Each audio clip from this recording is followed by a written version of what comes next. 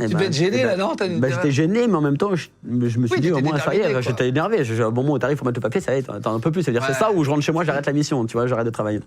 Et donc depuis ce jour-là, où elle a vu comme ça le papier, et je pense qu'elle m'a pris en estime. Au sérieux. Et depuis ce jour-là, elle me disait, voilà, Claude, mange à l'hôtel, mets sur ma table, mets sur ma note, mets sur ma chambre, voilà, viens à telle heure, repars à telle heure. Elle m'appelait tout le temps, tu vois. Et à la fin, j'ai eu un bon pourboire quand elle est partie, donc tu vois, comme quoi. T'as respecté. Mais j'ai fait le démarche, et c'est pas, franchement, je me suis forcé à le faire, tu vois. C'est vraiment que j'étais au bout, parce que sinon, j'aurais pu passer la semaine comme ça, rien dire.